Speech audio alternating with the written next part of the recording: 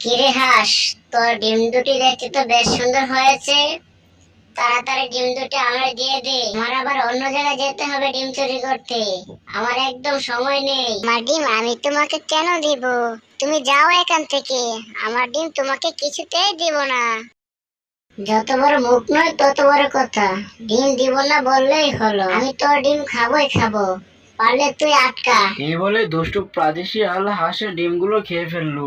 আর হাঁস ওই পানিতে নেমে গেল। আহ, কি যে মজা, তোর ডিম খেয়ে খুব শান্তি পেলাম। আচ্ছা ঠিক আছে, আমি এখন গেলাম। আর দেরি না করে তুই আবার চালু করে ডিম পারিস, আমি আবার এসে তোর ডিম খাবো। এই বলে দুষ্টু পারি শিয়াল সেখান থেকে চলে গেল।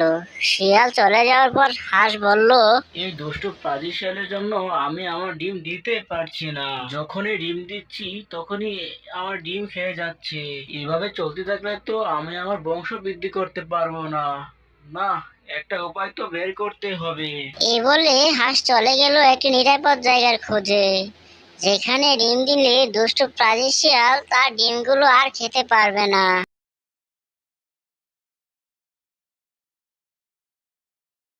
বাহ, এই জায়গাটা তো ঝোপঝাড়ে ভরা। মনে হচ্ছে দুষ্টু প্রাদী শিয়াল এখানে আসে না। আমার মনে হয় এখানে ডিম দিলে শিয়াল আর খেতে পারবে না। এই বলে হাঁস সেখানে একটি বাসা বানালো আর সেখানে একটি ডিম দিল।